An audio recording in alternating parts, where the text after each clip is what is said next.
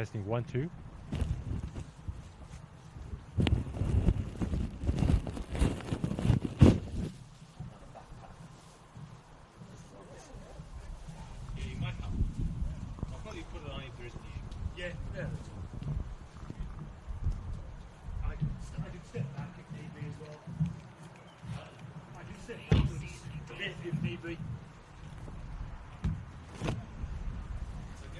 If I get cold, I'm So maybe you could wrap your arm like this. Yeah, I can do that. Yeah, should be okay. I can do that.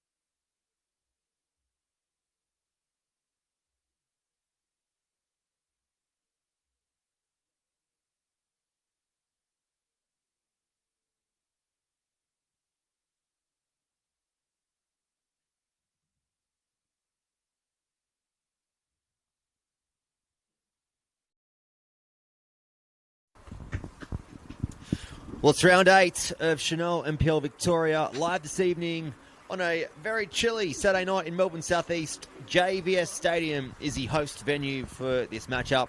It's a bottom of the table clash between the Dandenong Thunder and Green Gully Soccer Club, a club that have had many challenges in recent weeks, and Dandenong Thunder as well, their own challenges on the park, but things seem to have turned a slight corner with their first win over South Melbourne a fortnight ago at this very venue. My name is Bryce Ruthven, taking you through this one, joined by Josh Edwards. Hello, Josh.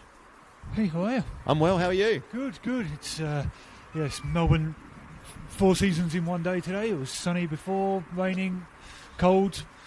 It's a taste of winter weather for you. It is, and it's a bit of a quiet night here at JVS Stadium. Normally you come in on a Saturday evening, you see the crowd flocking in with a decent feed, and we'll take a minute's silence.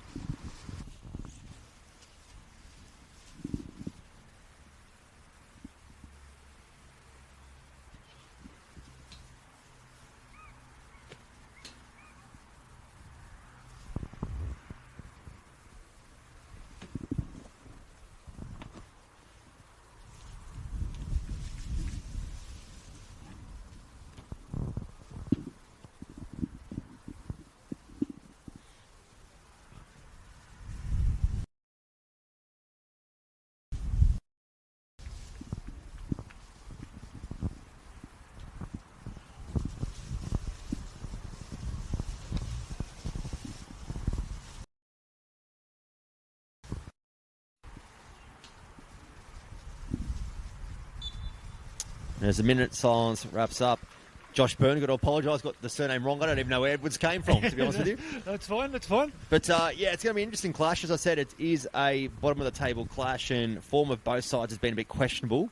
But what are you expecting from this one tonight? Yeah, it's the old saying of a six-pointer, a relegation six-pointer today. It's one team has definitely been struggling to find the back of the net in Green Gully, only scoring 3 for the season so far. And getting knocked out of the cup last week, probably a blessing in disguise there, getting knocked out, not having to worry about it. But it's a tall order to get up and out of that relegation spot. Absolutely. Let's take a look at the lineup for Green Gully this evening, starting with their goalkeeper, number 1, Luka Romic, number 4, Tafik Olamawiwe, number 5, Jalil Regagay, number 6, Matt Crooks, number 7, Kerr, number 11, Scott Lockhead, number 16, Josh Hope, number 18, Nathan Symes, number 21, Tom Werndl, number 23, Oscar Carlson, number 25, Diego Cuba. The substitutes for Green Gully, number 3, Amanom Kamis, number 9, Bilal Habib, number 13, Javier Artia Pio, number 17, Elian Kifi, number 22, Michael Weir, and number 24, Cooper Head. For the home side, the Dandenong Thunder. In goals, the return of the number 1, Andrew Withers, number 2, Tabina Abani, number 3, Daniel Alessi, also returning from injury, number 8, George Mells, number 9, another return from injury, Wade Decker, number 11, Ali Sulmani, the captain. Number 12, Jay Romanovsky. Number 15, Parker Williams. Number 16, Harry Phillips. Number 22, Wooyak Lee. Number 23, Lat Manyak, the substitutes for Thunder. Number 6, Jack Morton. Number 13, Dylan Thomas. Number 14, Hassan Yalla.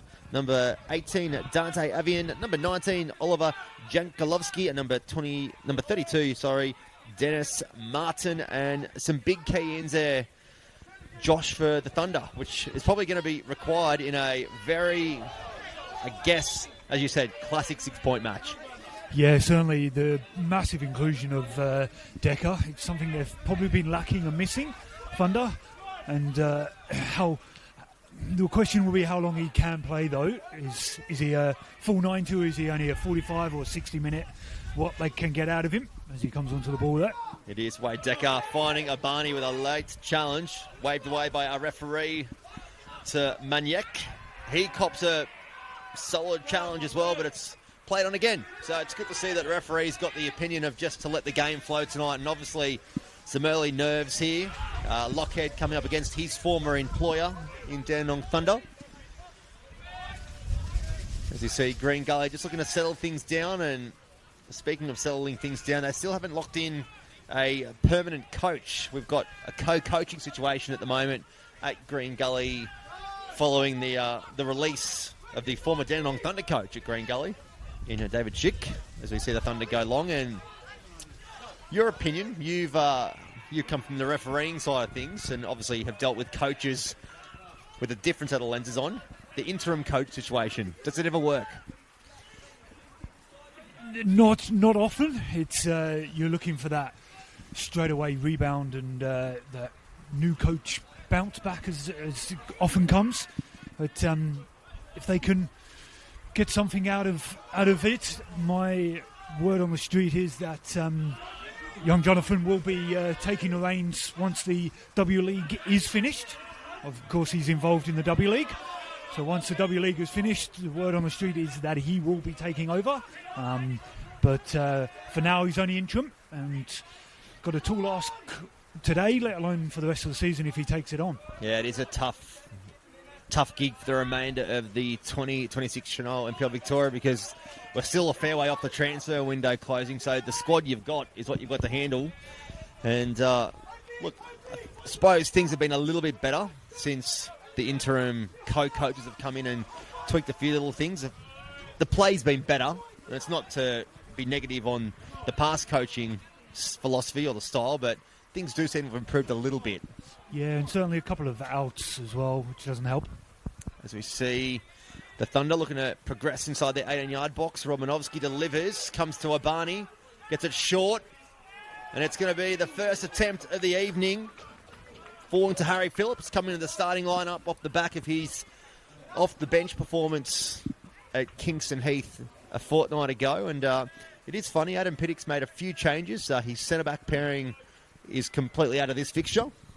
He's also brought the two substitutes that made an impact in Parker Williams and Harry Phillips into the starting lineup off the back of that Bentley performance. Even though they didn't get any points out of it and it didn't look great in the scoreboard, having called that game, they dominated that game possession-wise, and the bench actually played its part.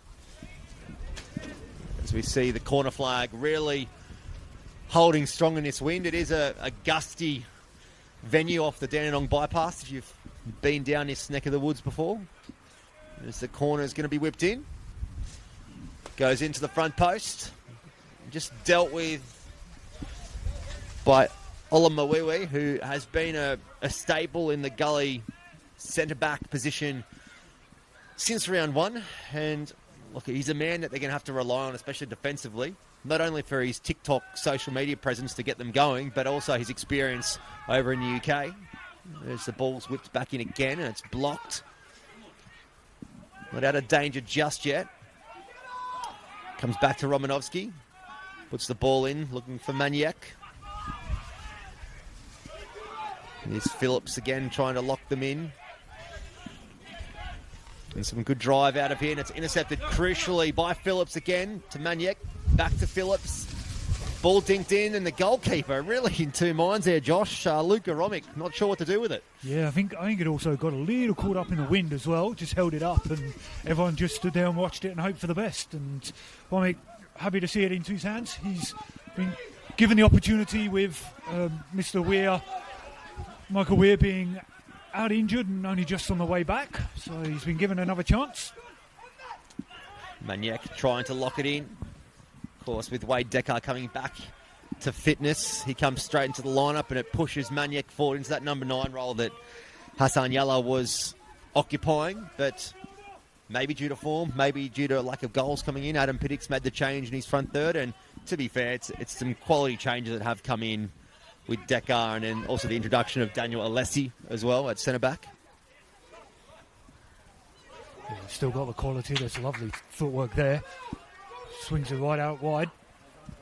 And it's going to be Romanovsky, just a tame effort, trying to clear the lines for the Thunder. They come into Josh Hope. I must say the gold numbers on the back of the shirts are a camera and commentator's worst nightmare. You've made me feel better saying that. I've put chuck glasses on and I still can't read them. As the ball comes out wide, it's dealt with by Parker Williams, and yeah, I was really struggling for a second. I'm like, who is that? But we'll get there. We'll do it together on the live stream. Of course, make sure if you are joining us through the YouTube channel as Josh Hopes drives in, saved down to his left from Andy Withers. Make sure you hit that subscribe button and stay up to date with every fixture across the men's and women's Senol NPL season. Plenty of games each weekend, which will keep you updated on the score of that as well.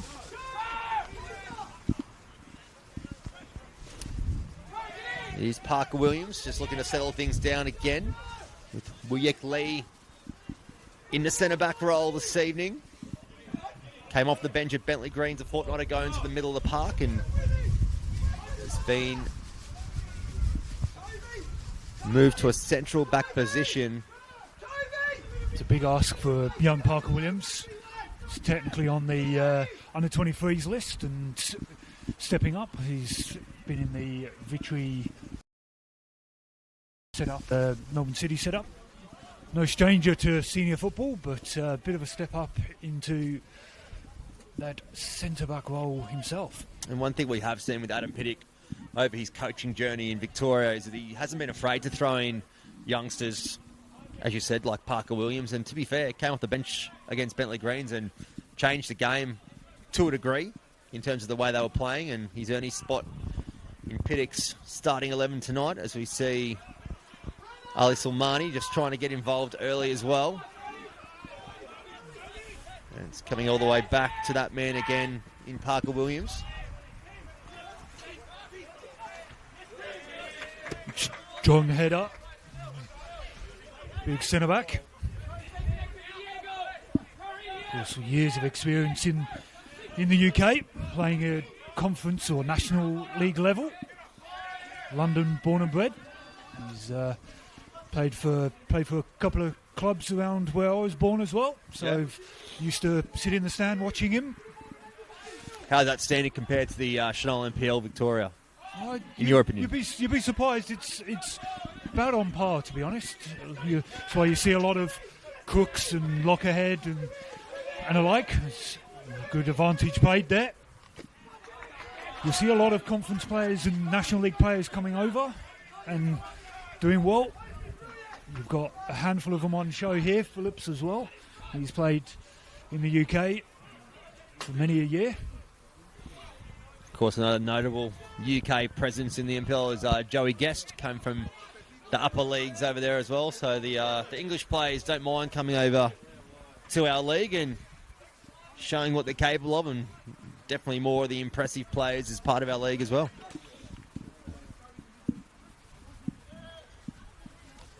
And it's been a pretty even start here this evening. I was going to say the time on the scoreboard, but the scoreboard isn't on tonight. There is, as we did mention at the start of the broadcast, a big wedding, which is why the crowd might look a little less than usual on a Saturday evening. It's a sponsor's wedding as well, which the coaching staff didn't get invited to. Yes. So obviously they had more important things. Very bitter about that one, that's how I did. I heard a rumour it was actually two of the sponsors as well. So big night in the Albanian community here as we see Abani drive into Maniac. Receives the ball on the edge of the box. Does well to beat one, but can't beat the second, and it's going to be Lockhead to force it long and just go straight up into that wind wall that we've seen here across JVS Stadium. Going back to Lee. Goes looking for Maniac. And it is going to be a very interesting battle, that one to your left of screen at the moment, between Tafik Olamawiwi and also Lat Maniac. One's a very slight, quick build. The other one is a very thick-set, prominent defender. So watch those two go at it across 90 minutes. Of course, another battle to keep an eye on. Josh Hope and Wade Decker as well. It's the question, how long can Wade Decker last on the pitch in his return to football? Yeah, if you're getting 60 minutes out, you'd be happy. The ball's sailed across, and it's going to go out for a goal kick. And of course, it is our duty to keep you across the other matches as well, happening in the Senol NPL Victoria this weekend. And we've got another very important clash in terms of the fixture here that you're watching at the moment. And I can let you know that Dandenong City have gained a valuable 3 points over the Bentley Greens tonight. So that's a massive win for Dandenong City. Yeah, with their points deduction to start the season, they've trying to push themselves out of their relegation dogfight, and 3-0 win certainly sets them on their way and puts this as a true bottom two. Of course, there have been a couple of other fixtures across the day. The Oakley Cannons getting a 3-2 win at home over Hume City. South Melbourne getting a 3-0 win over the Preston Lions away at Preston, and Heidelberg United and Altona Magic playing at a 2-2 draw. And last night we saw St Albans going down 3-2 to Avondale at Churchill Reserve in what was a pretty heated contest with a red card to both sides. I didn't watch it, but I've read a bit about it today online, and yeah, apparently it was a very physical battle. Yeah, I saw some of the highlights, and didn't leave much on the out of that game, any of the players, which is good to see. A little bit of too far in one instance, but good-natured in 90% of it. Well, St Albans have become one of the sides this year that have upset the heavy hitters, you could say, in terms of defeating Heidelberg a couple of weeks ago, and then obviously giving Avondale a good nudge as well. So it's some good signs at Churchill Reserve if you're a follower of St Albans, as we see Scott Lockhead go to ground and regain to get the ball again. See Silmani just trying to take on Olamawiwi.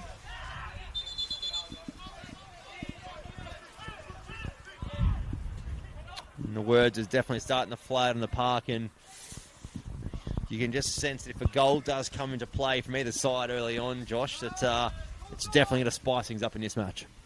Yeah, it's only early, and there's already words and pushes and little niggles off the ball, which is good desperation from both teams, and they definitely need it. And that's what both coaches would have been asking for as well, to be honest. And that one's going to be just a little nick of the ankles. It wasn't going anywhere, probably wasn't even needed.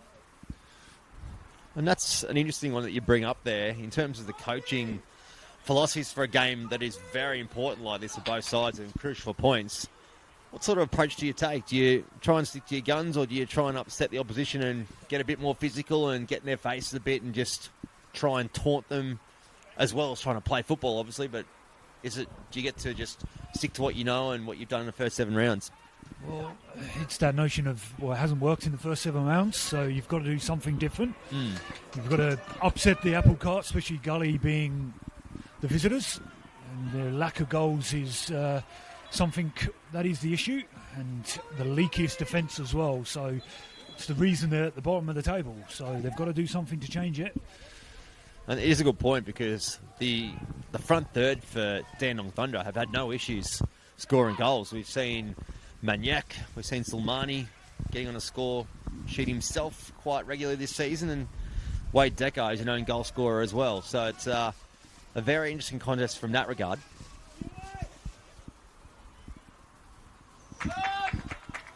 As we see a attacking opportunity for Green Gully smothered. Andrew Withers, he comes back into the starting lineup after being on the injury list himself, then coming off the bench in their last round fixture against Bentley Greens, because Dennis Martin copped a head knock and had to be substituted. So very rare you see a substitution for goalkeepers, but he was called upon and definitely showed he's ready to come back to first team football, as he's regained his number 1 spot this evening.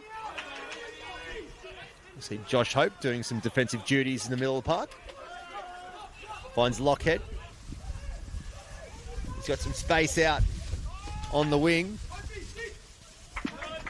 Finding Matt Goods. I don't know about you, but I'm definitely struggling to see these numbers on the Green Gully jersey. Yeah, it's especially far side of the pitch, or as they go into these dark corners. Yeah, if the Green Gully fans are watching the stream tonight, are saying you're not mentioning who's because we can't see the numbers that great. And they're fantastic lights here at JVS as well, so it's not the lighting. As you see, Lockhead plays a switch across, looking for Kerr. And Kerr goes to ground. It's waved away by our referee.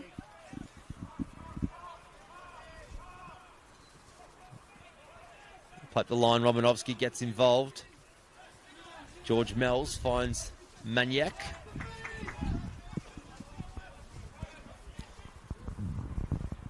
And the positive that you can see from both sides is that they're really trying to both play, and we're not seeing direct football, which can normally happen when you've got the wind either with you or against you.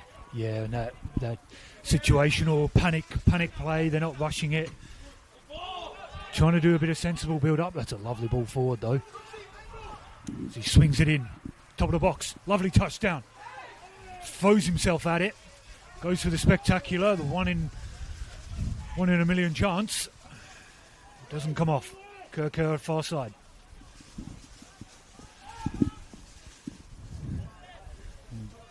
Gully's happy to hold on to the ball, and you don't see it from a bottom of the table, but 2, you don't see it from the visitors here either. Yeah, well, that's the one thing that a lot of MPL Victoria followers have said about Green Gully, is they just get into a panic mode and they just spray balls here, there and everywhere. But tonight they do look a bit more composed as the ball comes inside the box and it's cut off crucially by Romanovsky, and they definitely appear to have started anyway, at least in the opening 17 minutes, just with a bit more composure. Yeah, certainly. They've hasn't been a notable worthwhile shot, but it's coming, and possession is certainly tied in their favour. Well, the one pleasing thing for Adam Pittick was he had plenty of men in the red and black stripes inside the 18-yard box to try and smother out any real attacking threat inside that 6-yard box. As the corner's going to be whipped in. It's going to go into the near post. Not fully dealt with just yet. Mel's just forcing Gully to go wide.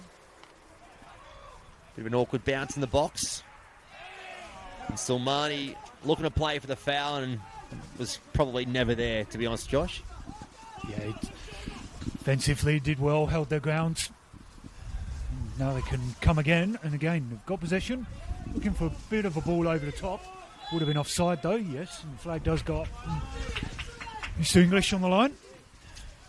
Yeah, it's going to be interesting to see who can break this, I guess, tight shape that they're both keeping at the moment. As you said, both teams have been known for leaking goals, but so far the setup looks pretty good for both sides this evening. As we see Andy Withers just keeping it short to Lee. I guess the good thing for Adam Pittick is in terms of getting some centre-back experience back, he has got the return of Daniel Alessi that I did mention earlier, and he's a man with A-League experience, so he's a guy that you can trust and have that reliable composure at the back. Yeah, and pushes a few people here and there to the bench for both teams, to be honest. So benches are not short of handy players. Yeah, Jack Morton hasn't been in too bad a form for Adam Pittick's side, but finds himself starting on the pine tonight. As you see Withers going for that cross-field switch, and he does find the head of Wade Decker. Chance of driving to the box for the Thunder, and well dealt with by Gully, and it's going to be another corner.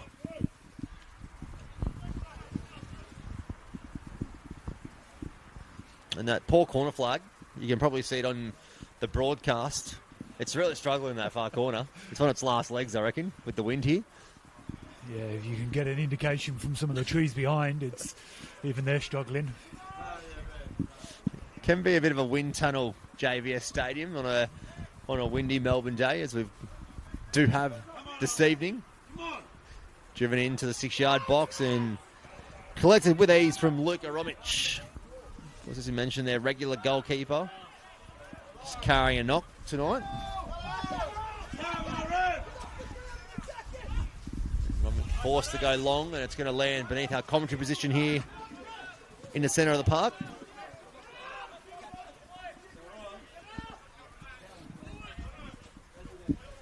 So it's 2 or 3 times that he's taken it out of his hands and it's come straight out for a throw-in. Hasn't worked out the win just yet on those goal kicks and from the hand.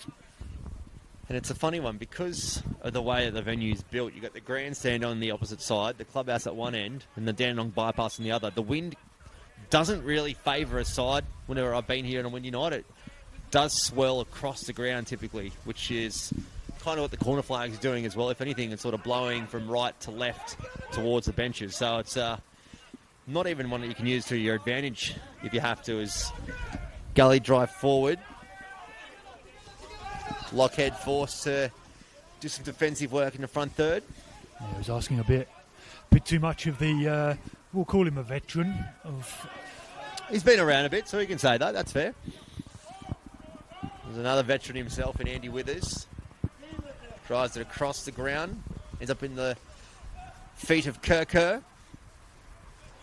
He goes to ground, but nothing's given, and George Mells drives forward with a nice pass to Latmaniak. Puts a ball in for a Barney. He's going to go one-on-one. He does very well to get inside. Second time as well. Finds edge of the box. Mells with the little dink, and it's going to be a bit of a 50-50 effort, you could say, Josh, in the end. Yeah, Aban does well. There's a flooding forward here, 3-on-3. Yeah, it's a counter-attack from Gully. They've got the numbers if they want to try and make the most of it, and Romanovsky very much up to the task on that occasion.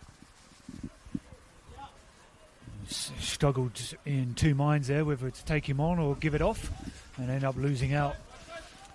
And that can happen too when you're a bit down on confidence as a side or individually. That's when you know you're in a pressure game and you just sometimes are not sure what to do with the ball sometimes. If you see Lockhead finding Kerr in the middle, and George Mells has a chance to drive forward. Finds Decker, and that is going to be definitely the first card of the evening. Going to say it was not Scott Lockhead. I thought it was 11, but I reckon the number's wrong.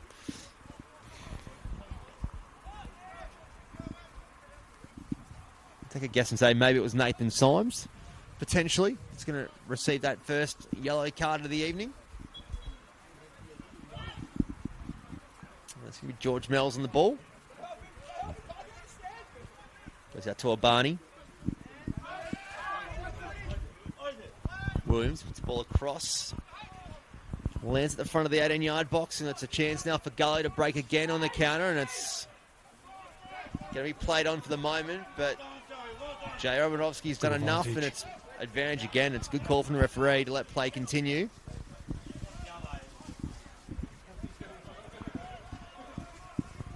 The ball comes across, finds Matt Crooks, takes a touch inside, gets the better of Abani. It's not a bad ball in, but it's enough to be dealt with by Andy Withers. And coming from a refereeing background yourself, especially across the top leagues here in Victoria, what's the biggest thing you find on the pitch from the plays? It's always being questioned. Is it the advantage being played, or is it play being stopped? What would you say is the most common? Unfortunately, the double-edged sword of if you do stop, you get that one person who breaks away, and if you don't, they want to stop and bring it back. So it's a little bit of judgment, and you've got that ability now to let it linger a little longer as well now, which is you saw it well there, and Kirker has a flash of that one. And respect to any referee to grab the whistle and handle two NPL teams going at it, that's for sure. I couldn't do it, no way. It's respect to those that have, that's for sure. So, see Romanovsky, the chance to drive forward, puts the ball in for Silmani, comes off the head, it's dealt with well, and it's going to be unfortunately called back for Wade Decker, the handball. You called it straight away, Josh. Yeah, just gaining that unfair advantage, making himself bigger than what he should be. It's probably the most contentious law in football is the handball. No one quite knows what it is, but yeah, rightly so there. Just gaining that advantage, keeping control of it. Green Gully go long, and all they find is the head of Daniel Alessi. Chance of transition with pace. Decker looking for Maniek again.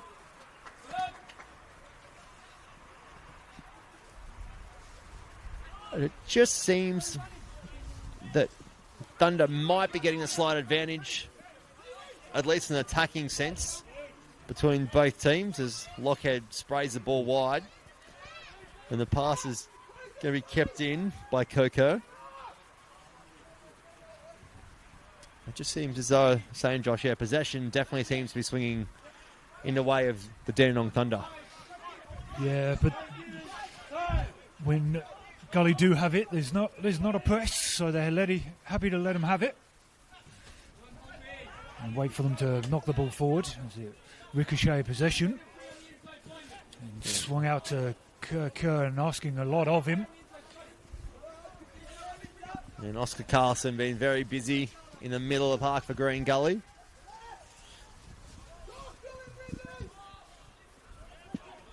Josh Hope trying to lock it in, turns over, and George Mells collects.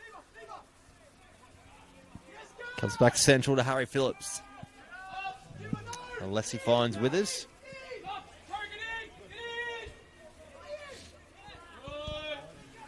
They come out to Lee. Forced to go back again to Withers. Now the press comes and they play out through the centre of the park. Unless he finds Romanovsky. Gully was happy to sit off there until they thought they could pounce. Didn't quite work, but the idea was there. We see George Mells spray the ball out left to Abani. Chance to go one-on-one. And finds Mells again and puts the ball across. Maniek tries to bring it down. Carlson goes wide to Kirko. They've got some numbers. They've got 3-on-3 in that front third ahead of the ball, but Kirko's done enough to maintain possession. He's going to try and unleash. He'll send it wide. Ball comes in and hits the side of the net, but it's going to take a deflection on the way and be another corner for Green Gully. Yeah, good movement from Kirko again. He's getting in that space, happy to take players on. That's what he does well. The one positive out of the game so far for Green Gully would have to be the numbers that are getting forward in transition. It does seem to be matching what Dandenong Thunder have been doing, because they've been doing it quite well themselves, and you'd have to take a stab in the dark and say that maybe the first goal will come from a quick transition play. That's the way that the game is panning out. Corner's delivered to the back post, and the deflection takes it out front of the corner, because that actually looked like it was going in the back of the net. Yeah, certainly. They've got some tall timber, and on the way, he's got to be one of your main targets. Big, tall, strong. Kirko's 6 foot plus as well. Ball goes into the back post again, and Andy Withers has a free grab at the ball. I'm just looking for a quick release, but just not set up structurally where the Thunder for Andy Withers.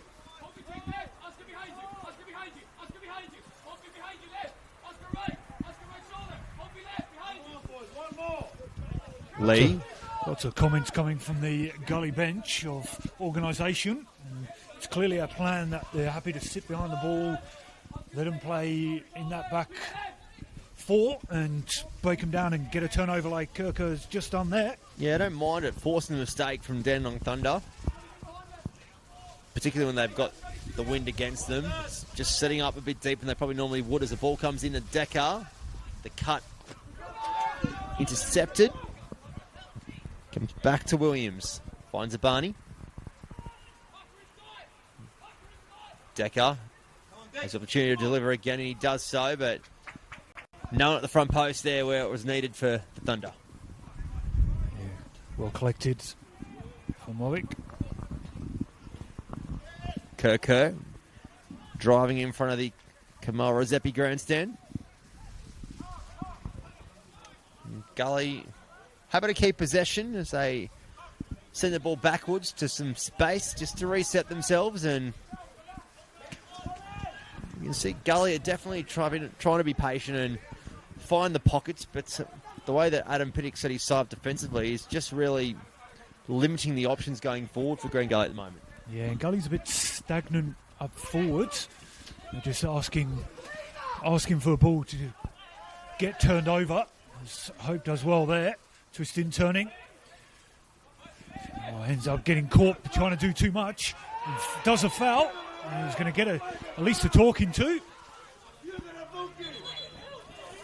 And he's tried to take on 3 players, and maybe the frustration there, he's not happy being penalised for that challenge. And you're the former referee. What was your view on that one?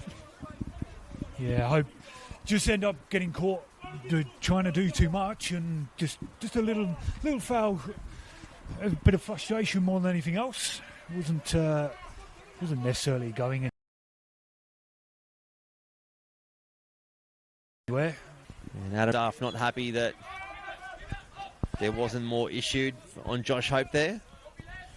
As you see, Alessi. It's in that grey area of could be a card, potentially later in the game. Yes, it would be a card.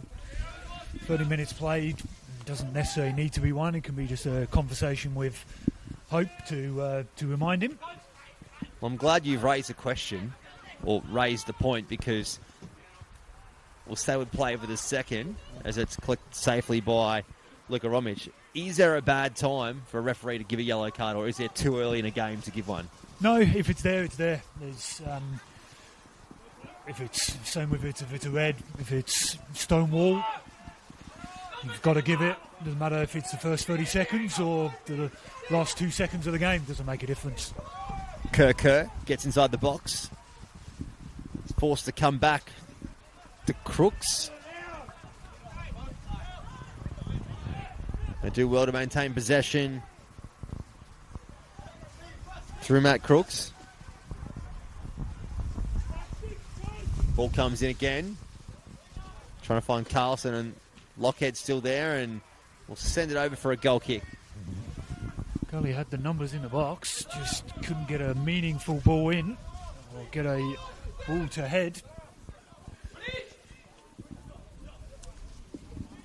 And the one positive for Adam Pittick defensively is that any sort of real attacking chance they've had so far, Green Gully, they've at least put themselves in the vicinity to try and relinquish any more pressure coming towards them. So it's a positive. That was the negative that was coming at the start of the season. They weren't there defensively, at least in terms of trying to put themselves there to limit a chance.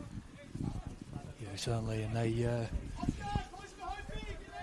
getting a win last week in the Cup as well and not conceding. There's a bit of confusion of whose that one was. Will be a throw into the home side. A couple of clean sheets recently always helps with the form. Okay, yes, 2 weeks ago not so much, but clean sheet against South, clean sheet in the Cup. They're coming gradually. Carlson goes back to Olamoiwi. They go up the line to Diego Cuba. And that is definitely going to be a yellow card issued. You'd have to say to Matt Crooks. And the yellow card is issued and definitely warranted a yellow. I think the Thunder players are looking for more action, but I think the yellow card suffices in this situation. Yeah. Have to commend the fourth official there. He's helped Noah out with the decision, and rightly so. A little bit of blindside from the 2 other officials. Well, it's what they're there for, isn't it? The fourth official to be another set of eyes, or really the referee between the 2 benches as well. But I like seeing a fourth official get involved with making a decision like that. It's good to see. Yeah, they're working well as a team out there. It's good to see. Speaking of teams, the Thunder are trying to deliver the ball inside the box and just being held up defensively.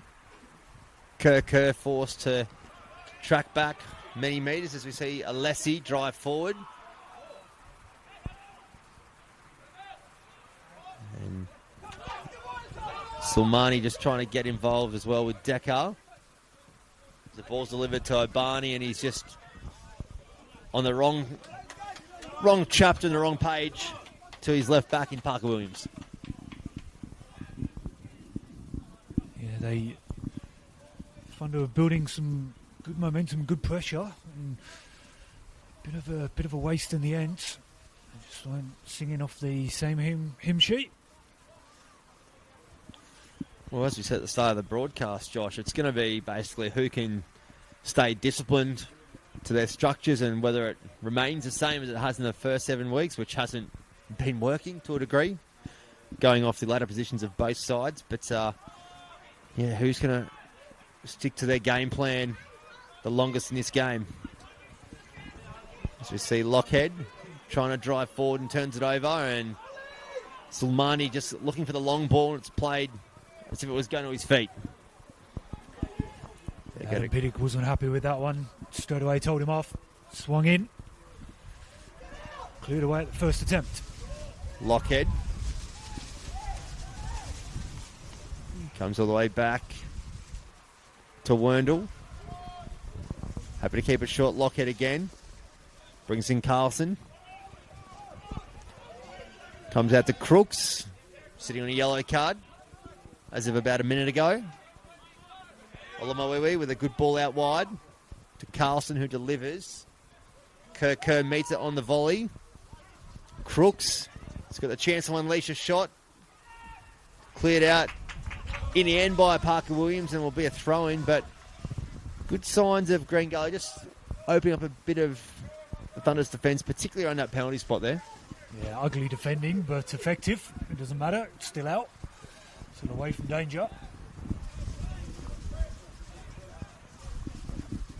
The Gully with another chance in their final third to do some damage on a scoreboard that isn't on this evening. As you see, Lockhead come back to Olomawiwe, and he's got Maniac breathing down his back. Sulmani again in chase. They go long, searching for the head of Lockhead, but it's turned over. Carlson finds Kerker. Advantage played. It's going to be Carlson. Sends it wide to Crooks. Goes inside and just completely stumbles over the Kikuyu grass here at JVS Stadium. Probably one of the more obvious attempts for a penalty shout from a play that you'll ever see. As we see another player go to ground, and Olomawiwe again cries innocent, but it's a bit of a comical last 20 seconds, you could say, Josh. First thing to unwrap, that definitely was not a penalty. Unfortunately, that last one from Olomawiwe, he just caught him at the end of his reach. So position and the way it was potentially going to be a breakaway. It's attacking opportunity. Well, I do think that Olomawiwe might have got part of the ball, but he definitely also got part of the player as well. So the follow through that certainly caught him, and that's what's the issue there. It comes down to the classic argument of if the shoe was on the other foot, so to speak, what would the reaction be? You know, I dare say it would be screaming. Exactly. So it's a hard one, and again, it's a tough one for the referee to manage, because you know the foul's there, but you're then juggling the aftermath and all the carry-on that comes with it, you could say. Yeah, it certainly doesn't help when it's right here in front of the benches. If it's the other side of the pitch, it's a different story. They can't quite see it. You see Williams going across to Alessi. But keep it short with George Mills, sitting a bit deeper. Williams. Of course, no Courtney Perkins as well this evening for the Thunder. Came off in their last round game with an injury. He's been a goal threat for them with 2 already this year, so it's a big out and a big miss for them. Yeah, he's definitely a man with plenty of experience in the top flight of NPL Victoria.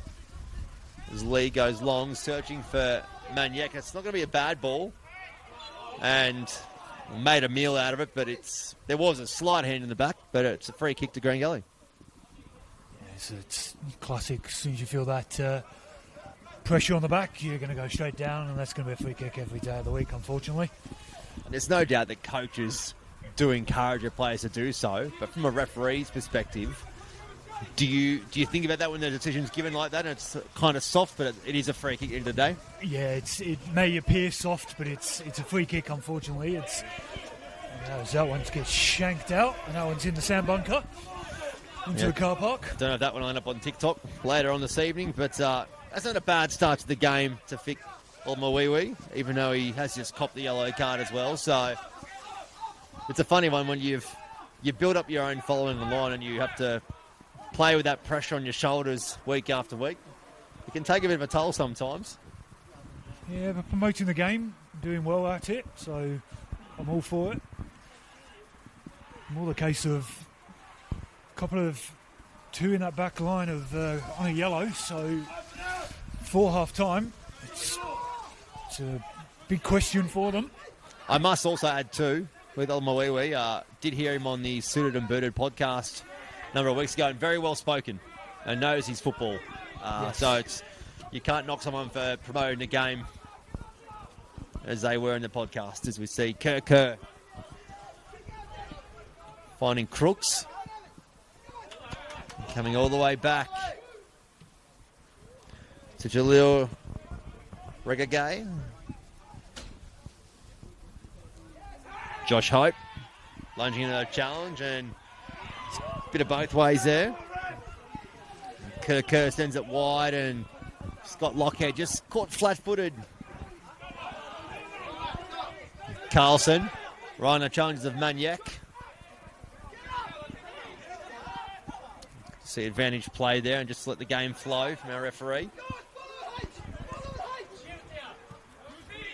Maliwe goes long this time, does keep it in the field of play, and Nathan Symes just putting the ball out. Good pressure from Thunder there. He turned it over, but desperation to try and win it back. It's much needed from them. Withers keeping it short to Lee.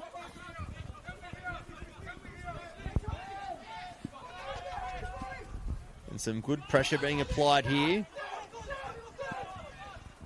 Symes involved as well, and Thunder just remaining very relaxed. And I don't know about yourself, Josh, but between Oscar Carlson, Scott Lockhead and Nathan Symes, the three of them look exactly alike, particularly when the numbers are so hard to read. As you see it, Barney. Have struggled a couple of times. The ball comes across. It's a commentator's nightmare coming to life at JVS as the ball goes wide. Looking for Kerr. Keeps it in play. He drives at Daniel Alessi. Gets inside the box. Goes to ground on a slight nudge, but waves play on by a referee. As we've got two down, as Withers has collected.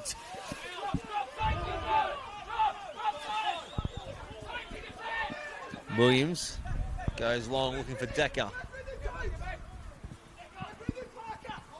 Sri Lankan international, back for his first game of Senol NPL action in 2026.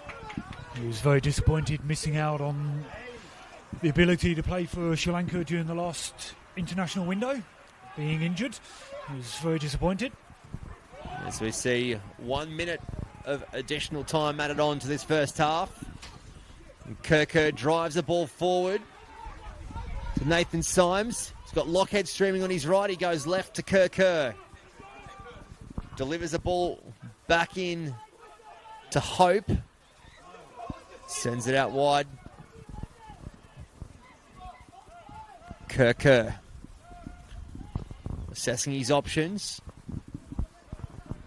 And they've very much slowed the play down enough that Dandenong can set up defensively as the ball goes searching, and really that's not what you want to see from the Green Gully side of things, just completely killing any momentum that they had. Yeah, they've done that a few times. The final third is they can get there, but there's just nothing extra. The next ball, the next pass is just not there. And when your first instinct is to turn around, it's an issue. And that is the half-time whistle here at JVS Stadium. It is round 8 action of Senol NPL Victoria. The home side, Dandenong Thunder, locked at 0-0 with Green Gully. We will return for the second half action in about 15 minutes' time. So we'll take a quick break and we'll join you for the second half in a matter of minutes.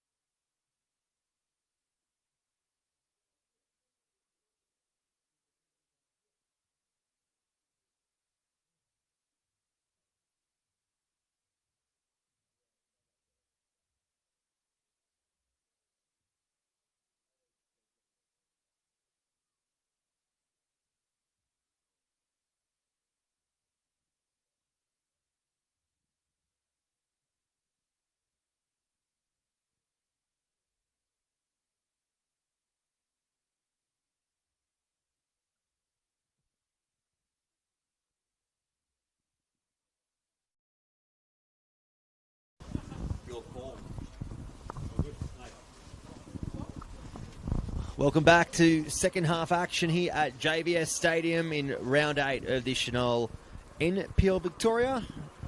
Bryce Ruthven, Josh Byrne taking you through this one, and as we come back for the second half, Josh, it is 0-0, and I suppose the first half could be described as a pretty even contest, but maybe, if anything, a few more chances to the home side. Yeah, it's the game's screaming for someone just to take a shot in anger, and just a lack of shots on target would be a key point for both teams, really, and probably be a similar comments from both coaches in the dressing rooms at half time of that final third. Where's that final pass coming from? And stop turning around, go forward towards goal. Keep it simple. And I think out of the two coaches, probably Adam Pittick would be the happier as we get underway, and some football smarts from Wade Decker. I do always laugh when that happens, because it's happens so often and it's always missed as well. If you're wondering what we're referring to, the Green Gully players just launched straight into the circle, and Wade Decker hadn't touched the ball yet. So you see it all the time, don't you, Josh? Yeah, it's not go on the referee's whistle, it's go on the first touch. See Maniac looking to get into the action early with the Barney, and Maniac gives away the free kick. Deep in the defensive half of Green Gully as Holomawiwi goes forward. And Lockhead turned that ball over. Alessi sends the ball back to where it came from and can only find the chest of a Green Gully player, and Scott Lockhead can drive forward in front of the Camille Regepi grandstand. Carlson comes back to Olamawewe. Regagay.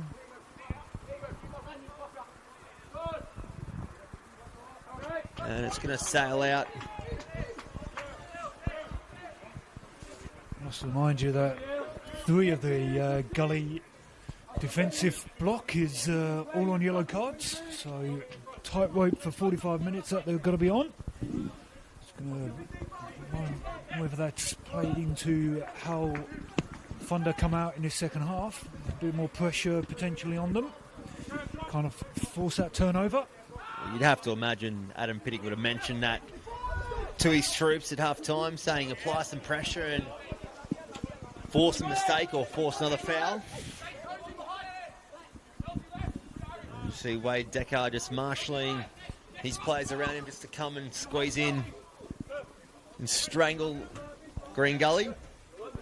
See George Mells helped on by Carlson.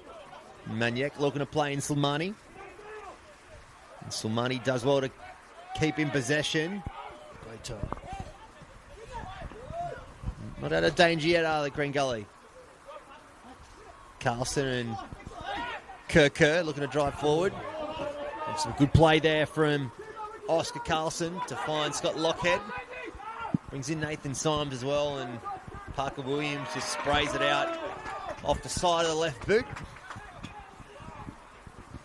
It's a good string of play there for Gully. It's confidence. It's something they have been lacking, and been lacking in the game. A bit of attacking intent, which is good to see. Come back to Olamawewe. Werndl. He's got the room to move forward. Kerr goes through Wade Decker, quite literally, and rides a challenge of Daniel Alessi, and you have to imagine that could potentially be going to the referee's notebook. Looks like he might have escaped, and that's probably a very lucky one there, Josh, for Daniel Alessi. Yeah, I think he's got away with it because Kirkwood's probably lost possession of the ball. It's probably almost gone out by the time he gets fouled anyway. So I think that's what the officials are discussing below us with the bench. But a good opportunity to swing the ball in early.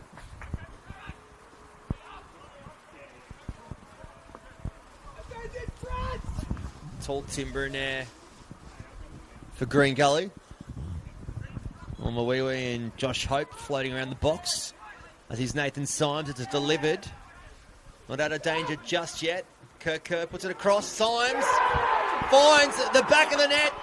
Nathan Symes, 49 minutes played, and Green Gully go up 1-0. Bit of chaos ball. It was a low hit shot of a cross from the free kick. Nobody dealt with it, and it's rifled home eventually.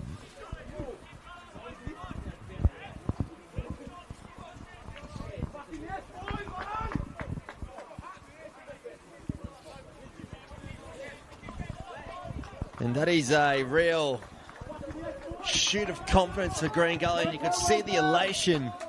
The whole bench clearing out, running down to celebrate in the corner.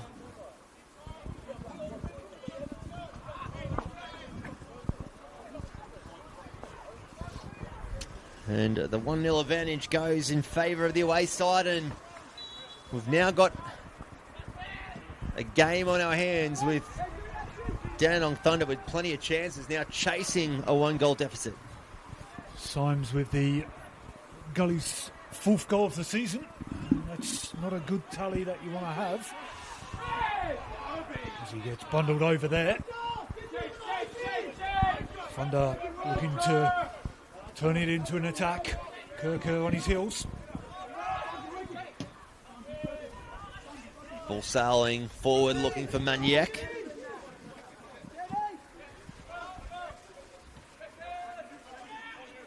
Hope playing the man, and probably the right call there on Romanovsky. Yeah, just a little late. Yeah, okay, he went for the ball. He's just late on him. George Mel's forced to go backwards. Defensive block from Green Gully, very much set up. A lot quicker than we saw in the first half.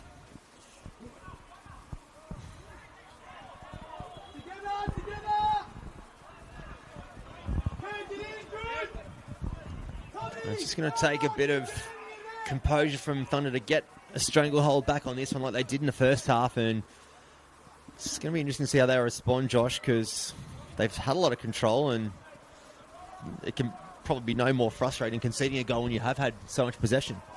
Yeah, and conceding such a scrappy goal as well is probably even more frustrating for Adam and his team. But got an opportunity to get it forward now. A little flick. Full to anybody of substance. So hoofed clear. Yeah.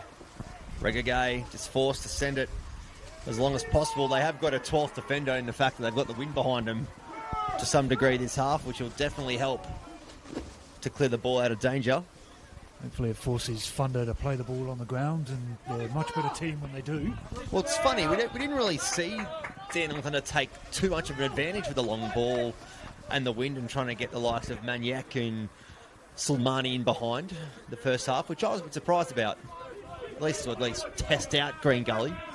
Yeah, and Decker's quick. Got some number of quick players that they could have used that opportunity. Yeah, well, Sulmani's even got pace himself and wasn't really tested as the ball comes long. Gets shoved over after the ball. Decker's going to get a talking to. Werndl driving forward. Pass intercepted by Alessi. Kerr goes to ground, and the free kick will be given.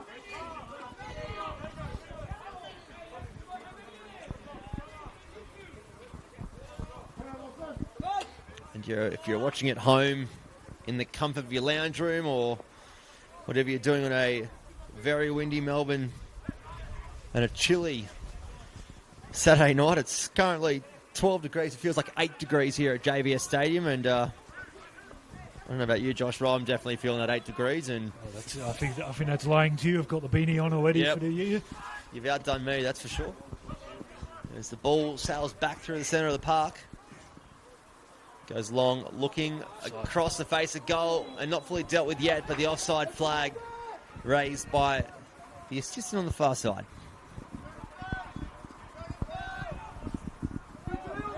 Withers plays it short to Daniel Alessi. Comes across to Lee. Back to Alessi. Goes long, searching for Ali Sulmani. The ball definitely holds up in the wind. Mel's going to get the ball in front of Jay Romanovsky, but unfortunately, the right back not on the same page. Yeah, a couple of forced passes and wasteful passes. It's just going to frustrate and anger the Thunder faithful. Strong play from Alessi, returning for his first game in a number of weeks. Wendell goes up the line. Nathan Symes chasing the ball, and Andy Withers is going to be forced just to clear it. Got some decent purchase on it considering it was against the wind. And Wendell clears into his own player. Alessi with some smarts there to attract the foul, and Phillips forced to come all the way back to Lee and Withers. The goal, the speed of play from probably both teams actually is certainly increased, and the tempo of the game is pushing forward. Wade Decker, he's got Romanovsky on his right and opts to use that.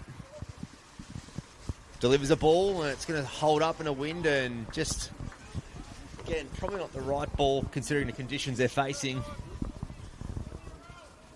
It's just how it goes back to what I said in the first half, just not using it where they could. Now they've got that extra challenge. It's just, as you referred to, Josh, probably going to take some delivery on the deck to really get something out of it.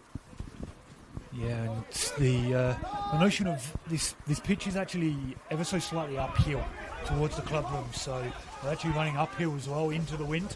Makes it even harder. I'm going to put some emphasis on some bodies. That one's hoofed clear. The common theme I've always heard about Dandenong's field here is that it's very slow to play on, given it's the Kikuyu grass, where you get a lot of cooch or rye grounds across the NPL Victoria that are nice and quick in the wet. And a lot of teams struggle to actually play what they describe as their style of football on this deck, considering the type of grass it is. It's in good nick, though, for this time of year. Yeah, certainly. Seen patches of play when it's been on the ground, it's been good. And it should be the story of the game, and it hasn't been. And there's that one. Shanked clear as well, which has done a few of those in the first half. He's struggled with the ball at his feet. Unless it's short, he hasn't been able to go long. And it's funny that you bring up the slight hill here at JVS Stadium, because if you look directly across the grandstand now on the broadcast, it's on a slope, and everyone used to say that the grandstand was built on an angle. I'm like, they can't be that bad at building it. Doesn't matter when it was built, spirit levels existed. So it's definitely the uphill here at JVS Stadium as George Mells sends the ball wide. Romanovsky delivers. It's overhit, but still in play and just not dealt with by Abani. Phillips sends it in again.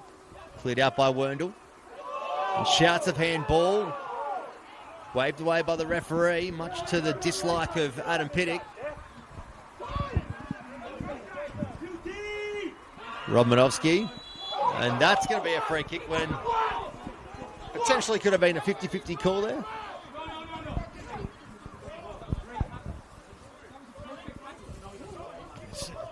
Dismay from the bench below us.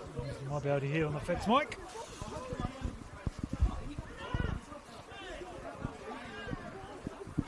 And George Mills looking for options in front of him again, but once again forced to go back to Lee and just comes back to Mills under more pressure.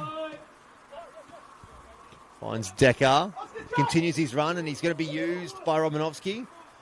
Ball comes across and just...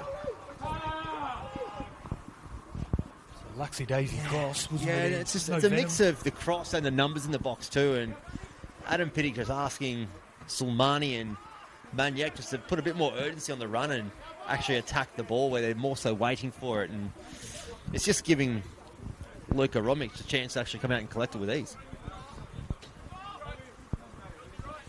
makes it easy defensive work if you're not putting the pressure on going forward. And they aren't.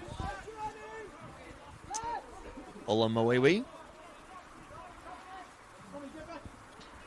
comes in forward. Werndl and Kerr communicating well. He's going to get a card for that one. Yeah, I actually missed that. I was watching the ball. What occurred there? Late on the challenge and collected him.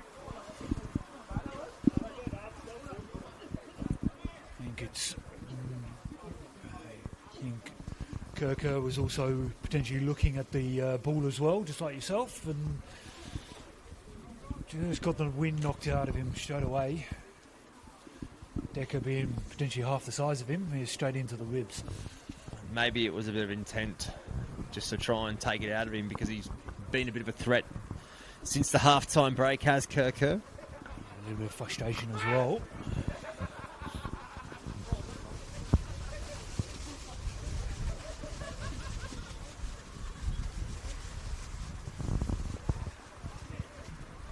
And as you mentioned, we had the Australia Cup / Doherty Cup kick-off last week with the Dandenong Thunder getting a win, but Green Gully going down. So, as you said, it gives them a chance in this relegation battle that's really started a lot earlier in the season than what any club would have liked and hoped for. It gives them a chance to focus on the league and try and get some improved results as the season progresses. Yeah, certainly, and it'll be disappointing with a loss to a NPL or VPL 2 team in Goulburn Valley Suns. They'll take that scalp of an NPL team. They'll be happy with that. But yeah, big result for Goulburn Valley. Gully, as you said, won't mind too much, I don't think. And we are going to see a substitution being readied. The first of the evening from the Dandenong Thunder. It is going to be Hassan Yalla coming on.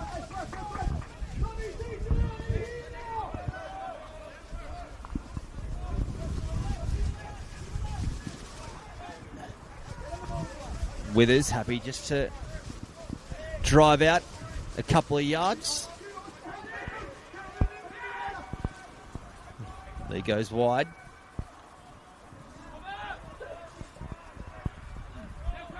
Maniac looking to drive forward. He's got Abani ahead of him.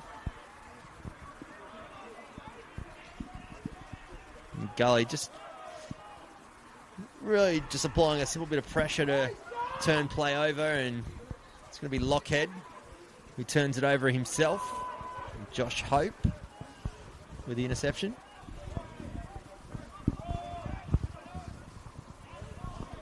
Nathan Symes losing out to Woo-Yak Lee.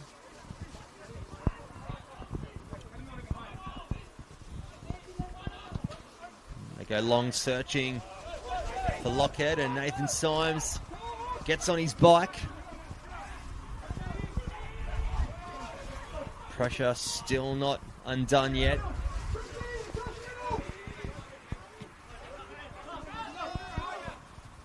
And Gully happy just to send the ball long and read well in the swirling wind from Alessi.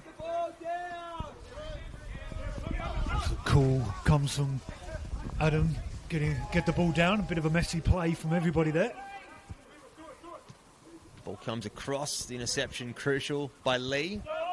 Looking for Silmani, and he's got to take on two attackers, and he's going to ride the challenge of Olmawewe, who is already on a yellow card. They're calling for shouts of a second. And you'd have to say it's probably a fair shout. If he was on a card, you think that would be definitely the first. Yeah, I think he's got away with one there. And the only saving grace is that the numbers around him was probably helpful, and Decker is the one coming off.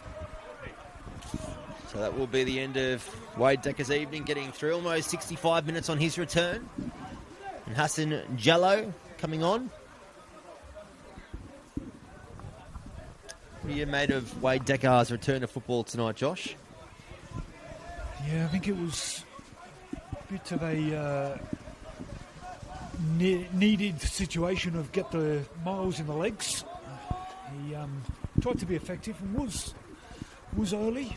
Got a few crosses in, but I think, as you saw with the last cross, as that one gets flung forward, it was a bit of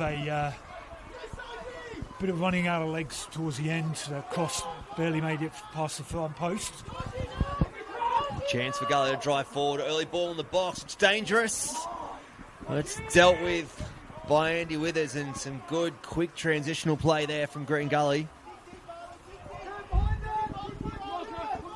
Back onto Deckard. It's going to be offside if he goes for it. It's what was needed, and they can build on that. And he's the experienced in NPL that they need back.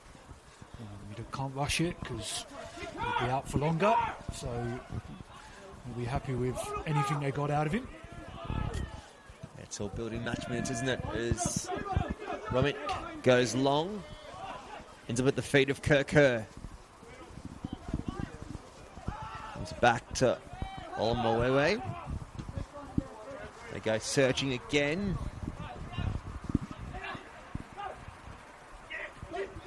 Romanovsky playing the feet of the substitute in Hassan Jallo. Ball played out.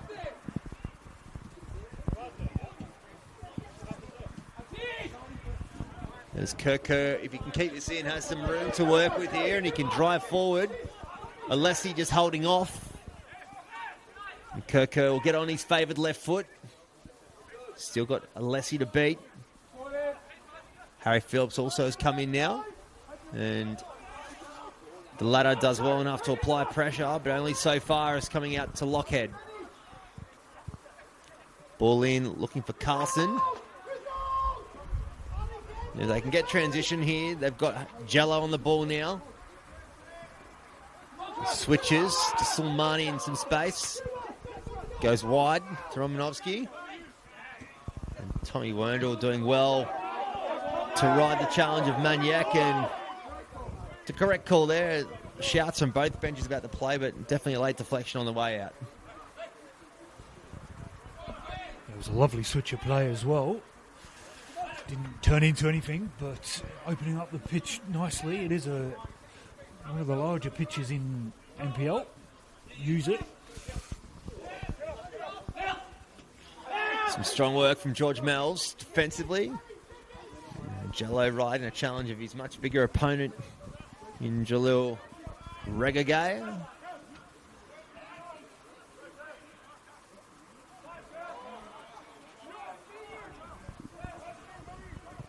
Kerr popping up on the other wing.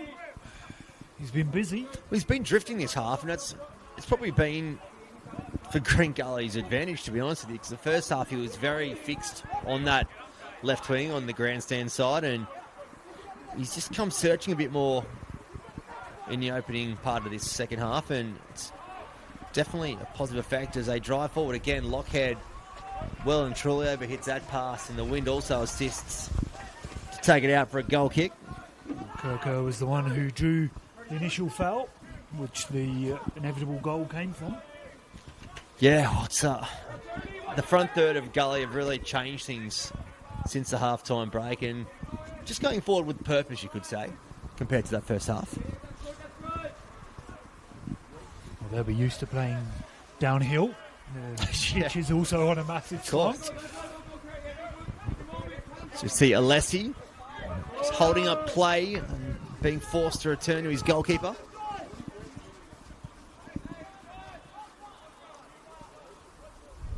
Williams goes long, searching for Jello.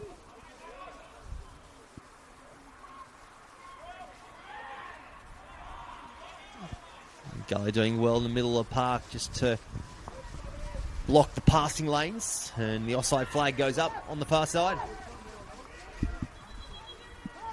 And we will see a substitution. It will be Harry Phillips in the middle of the park coming off, being replaced by number 18, Dante Avian.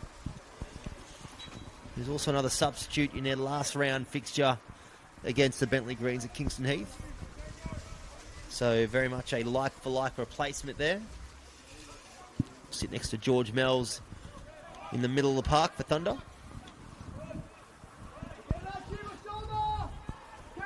A little bit ineffective today. Hasn't been able to get on the ball as much as he probably would have liked. Phillips. And that sees him unfortunately make weight.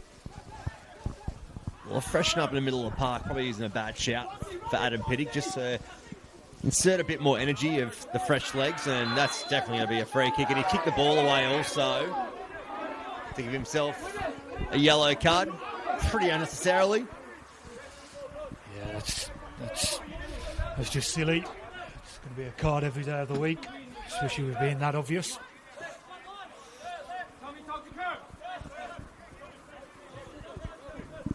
So we've got just under 20 minutes remaining plus stoppage time in this round 8 game. If you have just joined us, it was Nathan Symes after the halftime break, about 5 minutes into this half, that put his away side up, Green Gully 1-0 over the Thunder.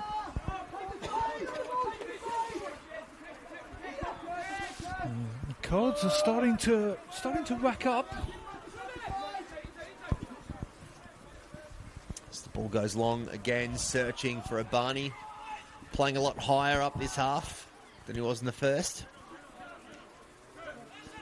Kerr finds a space in Tom Wendell. Wendell forced to go back, of course, coming across to Green Gully from Altona Magic, where he spent a number of years in the red and black of the West.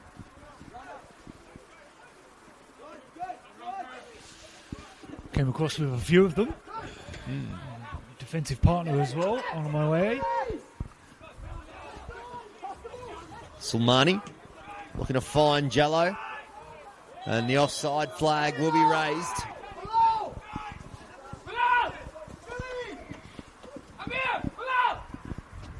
There's a couple of calls from the bench for subs coming in. Probably needed for Green Gully, you'd have to say.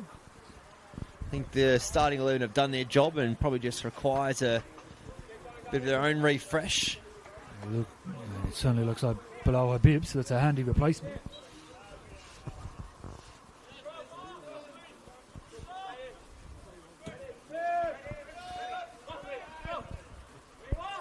Strong head up.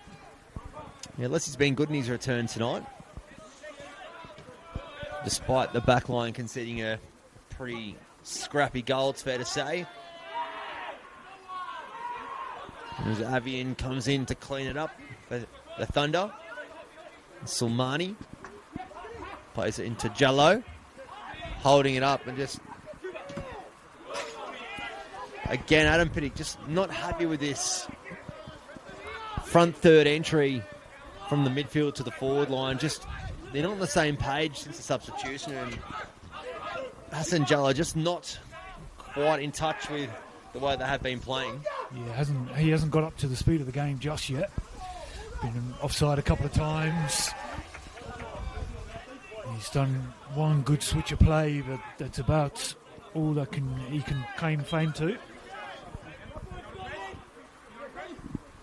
And we are going to see a substitution for Green Gully. It is going to be Bilal Habib coming on, replacing Scott Lockhead. So very similar positional change for Green Gully. It's a different danger to the to that far side, to that far wing. It's two young defenders up against seasoned international player. Avian cleared forward with the assistance of George Mells, and Avian again off the shoulder clearly, even though the Green Gully bench were shouting for the handball decision. That was all shoulder. Certainly wasn't. It was on the point of his shoulder.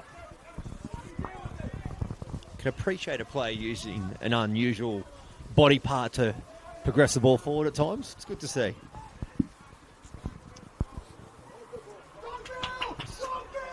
Parker Williams sending the ball forward. Good ball through to Abani.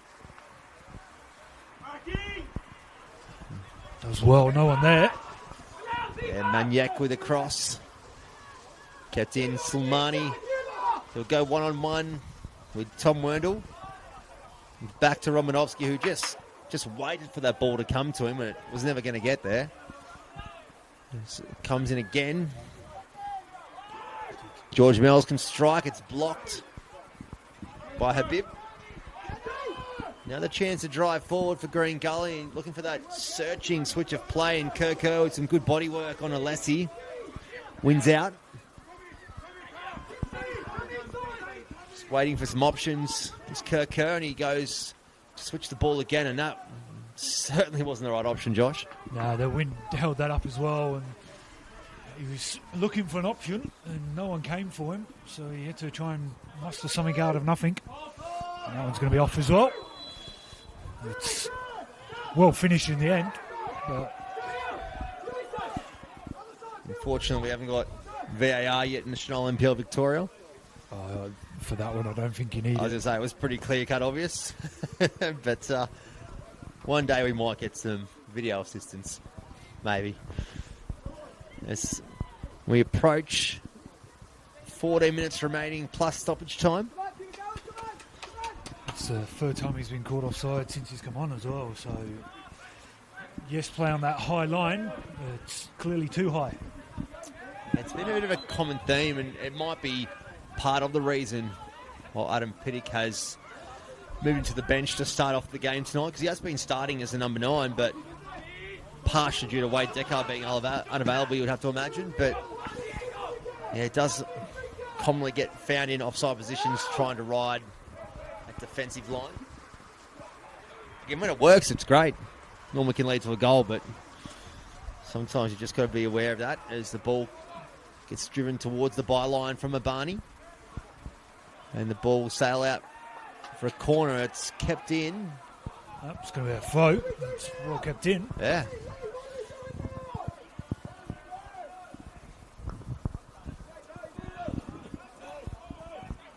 And I must say, it's a bit of an eerie feel at JVS when there's no crowd here. It's not because of the weather. It's due to a sponsor wedding happening, and a lot of members of the community here at the football club have been invited, apart from the coaching staff, because they were obviously busy with the game. But normally on a Saturday night, it's always a good amount of fanfare, and apart from tonight, because of the celebrations happening. As we see Habib, got some space to drive, and he finds Nathan Symes. He comes forward to Cuba. Symes again, cuts back, overrun by Cuba. And Kerr just, at least they're putting a shot on target. Funder getting caught, overloaded there, and almost turning into something dangerous, but it was a lacklustre retreat from some of the Thunder players as well, which will annoy Adam and the coaching staff. And I think they kind of got lucky, the Thunder, with Diego Cuba just overstepping it with no one following up. The idea was right, but just the communication amongst Green Gully just wasn't applicable there. As the Thunder sail out to the right-hand side to Alessi, who finds Romanovsky. Chance to drive forward. Josh Hope with some room to move. The former A-League player goes to a switch of play for Kerr. He has just pulled up after that cross as well. I have a feeling he might have hit the turf as he hit it. Yeah, he's still limping, and he's looking desperately at the bench. He has done a lot of running tonight, has Josh Hope. Anchoring the midfield for Green Gully.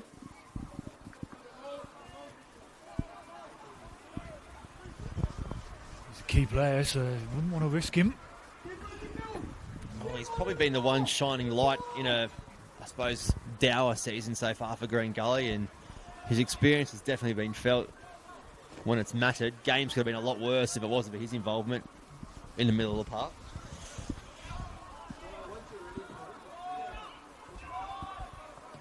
Ball's knocked forward by Carlson, and the wind will sail that one through to Withers.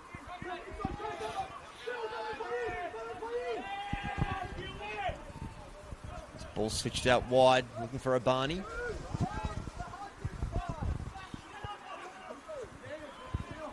And just might have heard it on our microphones, Adam Pittick just asking him to remove the long ball because it's not working, and you'd have to agree, Josh. Yeah, certainly. Adam's ringing the changes as well as Freeze lined up below us. Well, it's one thing that he hasn't been one to shy away from is making the substitutions. Just gets collatted into there. Oh, Bib. Happy to take the foul. And I think he had a bit of a smile on his face as he went to ground in front of the Thunder bench too. So some smart play from Balil Habib. And it gives the Thunder a chance to make a triple substitution. So it is going to be Daniel Alessi, who himself is returning from injury, coming off for a break, and Jay Romanovsky. Oh, and also Abani. I was looking for the third. Thank you, Josh. So coming on to replace the three substitutions, Dylan Thomas. And also Oliver Yankolovsky.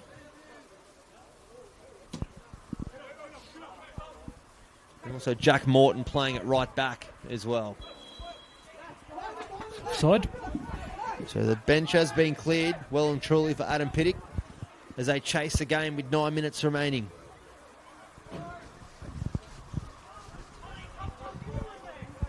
Gully haven't rushed to replace Hope, so he looks like he might be okay to continue for a little bit longer. Morton's on the ball. Tries to whip it in. It's interesting, the substitutions, Josh. They're all defensive changes. Three of the back line have come off and being replaced just with the bench, where Jack Morton usually plays in the centre of the park. So playing it right back. And what does that tell you when you do a big defensive swap like that? He clearly wasn't happy about something. You can see now this throwing's going to come in, and it's only one defensive player back. George Mells putting the ball, or at least attempting to put it inside the 18-yard box.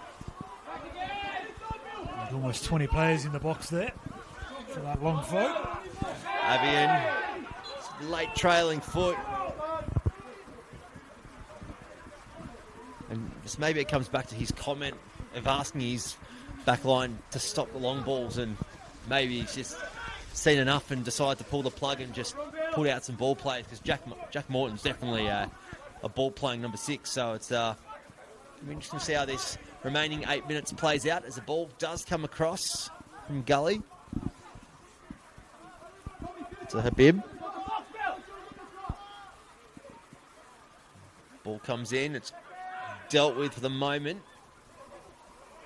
Mel's trying to knock it on.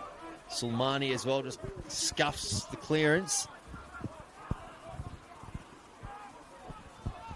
I wonder if Thunder will play a bit more as a back three as well, potentially. Yeah, look like they have tightened up in the centre of the back line. Yankolovsky driving to Morton.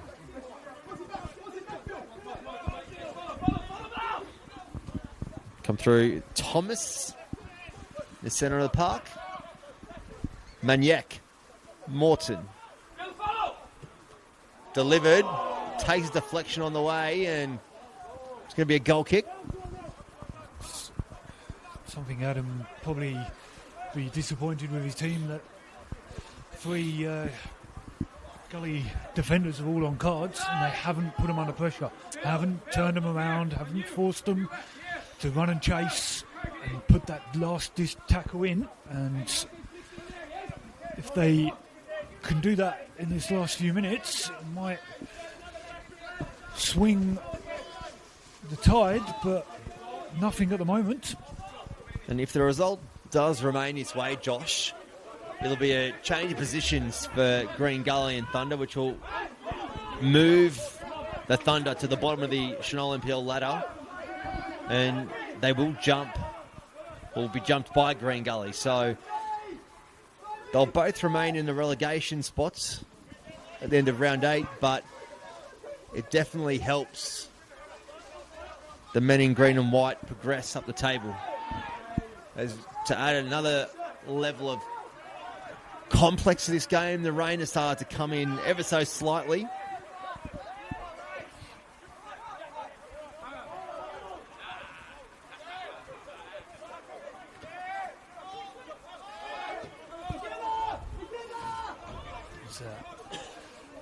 High line from Thunder is now being used.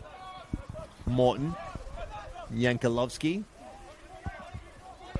and it'll just sail out for a goal kick, and it's finding ever so harder to find where that outlet for a goal could come in the remaining 5 or so minutes for a goal here from Thunder. It's just, there's not a real standout passage of play that could look like it might result in a goal. Yeah, if anything, it's Gully at times that look more likely to score. It's not rushing at all to take that goal kick, using every second he can. Avin riding the challenge of Carlson.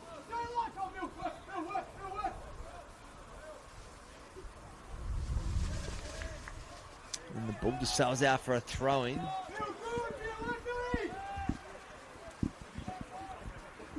Gully with nearly all 11 men behind the ball. And I can probably tell you that's going to be a game plan for the last 5+ added. Let's come back to Yankolovsky.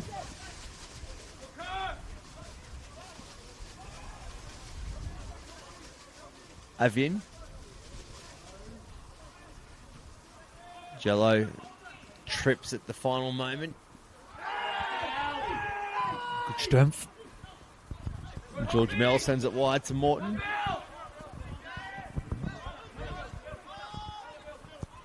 Mel's looking for options. Forced to look long.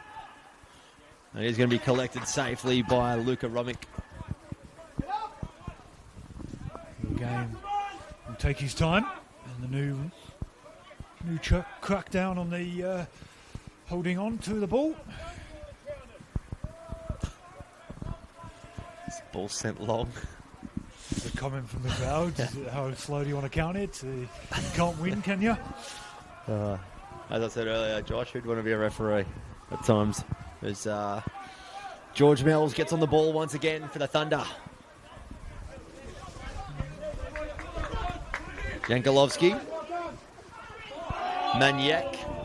Right in a challenge with Josh Hope, and the foul is going to be given.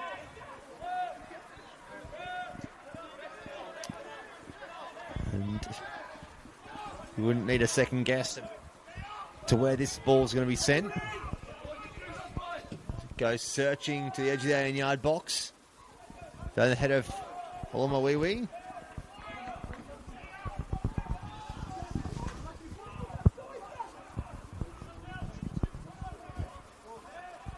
Williams.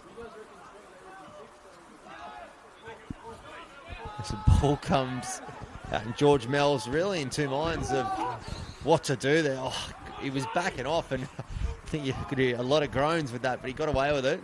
The ball sent in, dealt with enough for the moment. It's Morton looking to get the ball moving. Gully's happy to absorb the pressure. Dealing with it well so far. It's flirting with danger, isn't it, Josh, when a team goes into this sort of mode? Habib goes to ground. The advantage played from our referee. It's a good call. You see Gully go straight to the corner, looking for the free kick, and it's going to be a goal kick. And if they can get the ball moving quickly, the Thunder, they've got some numbers, but the substitution is going to relinquish that as we see a substitution for Green Gully. It's going to be Xavier Aratia Pio coming on, replacing the goal scorer for this evening in Nathan Symes. Young number 13 got his first start in senior football last week.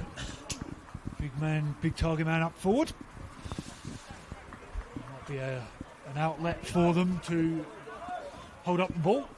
He did it well last week.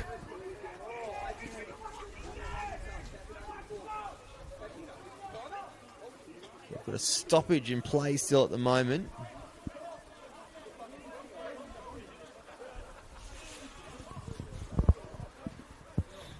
There was no card, so he's going to have to come off.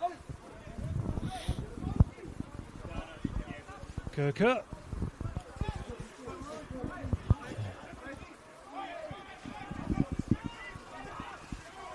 You can see all the numbers on the halfway lines. We see 5 minutes of stoppage time added, much to the disgust of both teams, asking how it is 5 minutes and how it's only 5 minutes.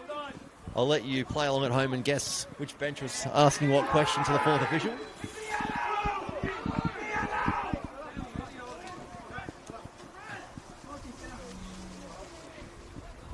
And Gully will no doubt be in no rush to get play underway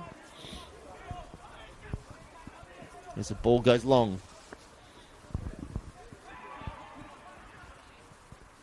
Play to feet. The left back who turns it over does Williams. Continues his run though forward, does Williams, and he's got Jello in front, plays him again. And I'll try and get the ball in as quickly as possible to get something out of this game.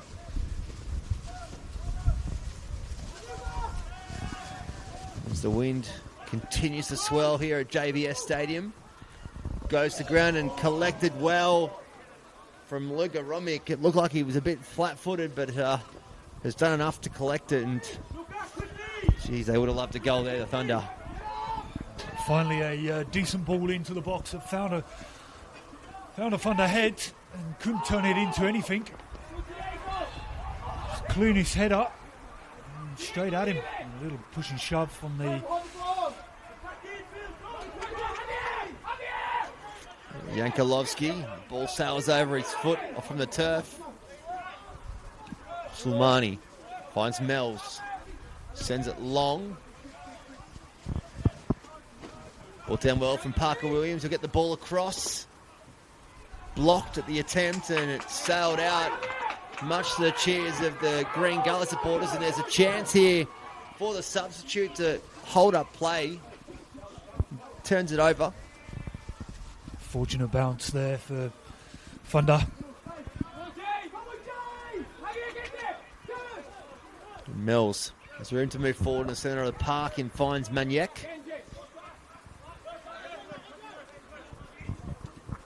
Drives into the space.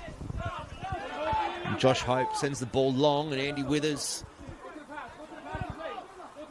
will try and send this one long. Goes to the left-hand wing. Does enough. Does the Green Gully right back.